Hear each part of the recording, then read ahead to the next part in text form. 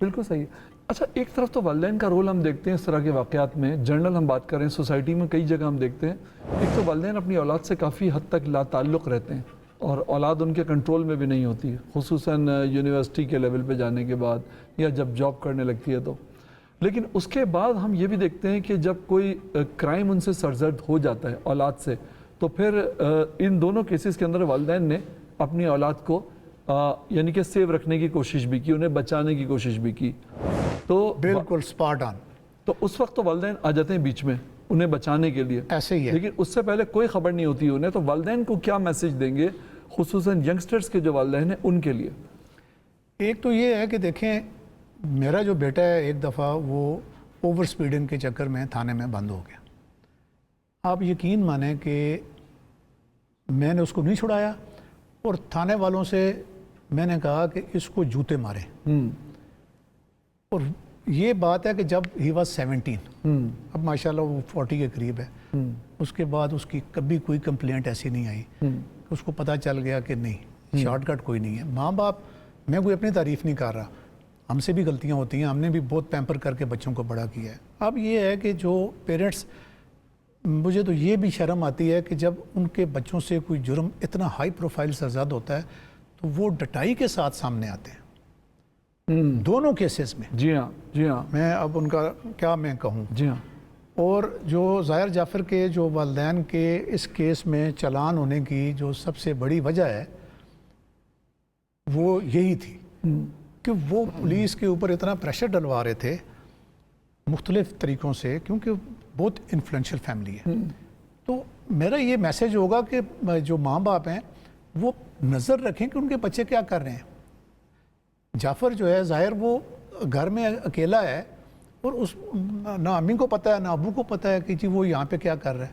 وہ خود چلے گئے کراچی اور اس کو پورا گھر اس کے اوپر چھوڑ کے جی جاؤ مزے کرو، ہر چیز فیسلٹی لگی ہوئی ہے، وہاں فریج چل رہے ہیں، پتہ نہیں کیا کیا ہو رہا ہے، نوکر چوکیدار وہاں موجود ہیں اور آپ عشاشی لگاؤ۔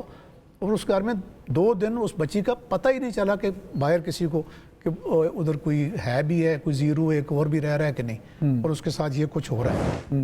اچھا، ہمارا جو یہ نظام قانون ہے، لیگل سسٹم جو ہمارا ہے، اس میں ہم یہ دیکھتے ہیں کہ موت کی سزا اگر ہو بھی جائے، کسی مجرم کو اگر موت کی سزا ہو بھی جائے، اس پہ عمل درآمد نہیں ہو پاتا۔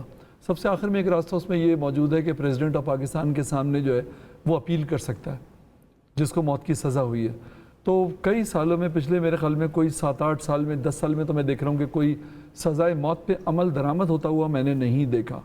یہ اس حوالے سے آپ کیا کہیں گے؟ آج ہی ایک انتہائی میں نے بری خبر سنی ہے، وہ میں آپ کے تھرو شیئر کرتا ہوں کہ ایک عمر محمد رضوی صاحب ہیں، وہ تقریباً 25 سال پہلے ان کا مرڈر ہوا تھا۔ ان کا تعلق بھی آپ کے شو پہ پی ٹی وی کے وہ بڑے سینئر افسر تھے، اور ان کا مرڈر ہوا تھا سیکٹیرین وائلنس میں، ان کا مرڈر ہوا۔ ان کا جو ملزم تھا اس کو سزائے موت ہو گئی۔ صحیح۔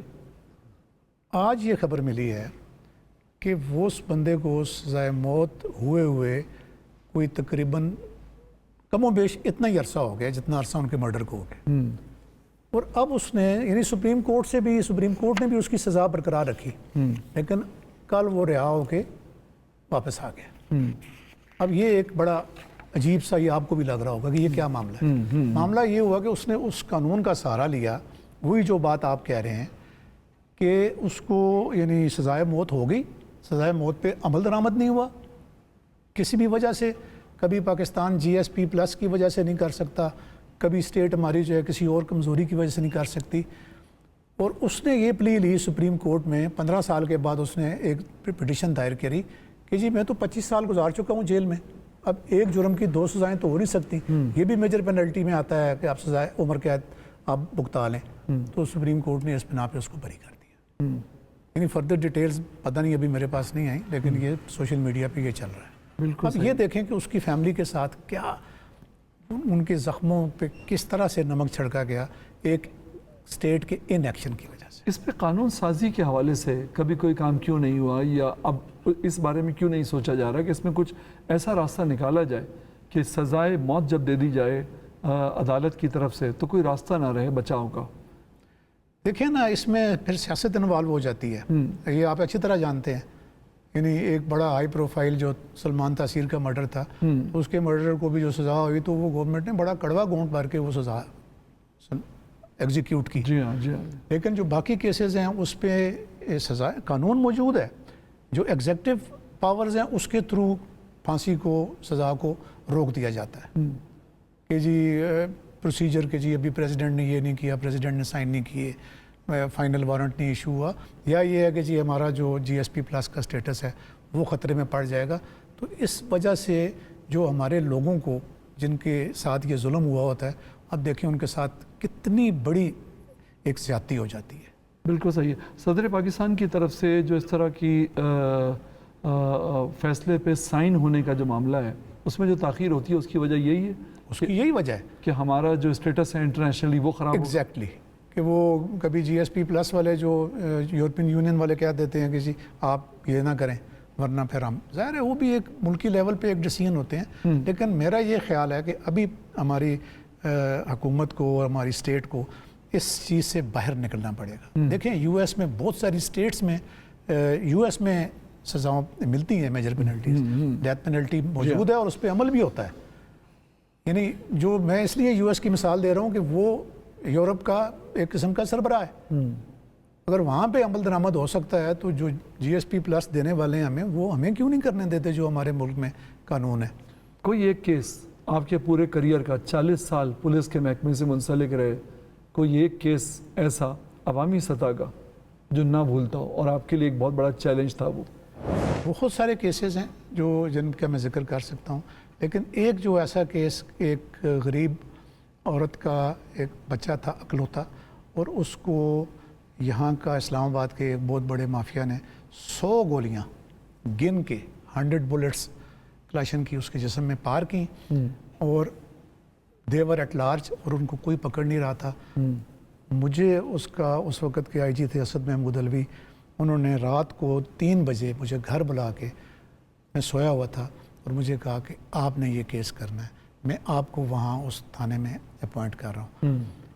پھر اللہ کا شکر ہے کہ ہم نے وہ تمام ایویڈنس اکٹھی کی. اس وقت تو یہ P T C L phones کا زمانہ تھا. P T C L phones پہ ان کے ہم نے لسٹنگ لگوائی، اور ان لوگوں کو نہ صرف اریسٹ کیا بلکہ ان کو کورٹ سے پھر سزائیں دلوائیں. اور وہ بہت ہائی پروفائل لوگ تھے اس میں، یعنی پولیٹیکلی بھی وہ ہائی پروفائل تھے جو اس کے کرنے والے تھے، اور جو آگے ایگزیکیوٹر تھے وہ بھی بہت بڑے بڑے بدماش تھے. تو وہ ایک مجھے ایک تسلی آمیز جو ایک چیز تھی کہ جب اس خاتون نے مجھے اپنے گھر کھانے پہ بلایا اور اپنی ایسے جھولی پکڑ کے جب مجھے دعائیں دیں کہ بیٹا، میرا بیٹا چلا گیا لیکن تم میرے وہ بیٹے ہو کہ جس نے میرے بیٹے کا بدلہ لے لیا. تو وہ لمحہ، وہ چیز، وہ مجھے آج تک نہیں بھولتی. بالکل صحیح. پچھتاوا ہے اپنے کسی فیصلے کے اوپر اپنے پورے کریئر میں؟ کہیں کوئی ایسی غلطی جو آپ ہمارے ساتھ شیئر کر سکیں، کوئی ایسی چیز؟ پولیس کا جو رول ہے، کیونکہ ہم دیکھتے ہیں پورے پاکستان میں کہیں نہ کہیں کنٹروورشل رہتا ہے، پولیس سے لوگ پوری طرح مطمئن نہیں ہوتے چاہے وہ سونے کے بن کے آ جائیں. کوئی ایسا کیس، کوئی ایسی چیز؟ اس کی تو وجوہات ہیں کہ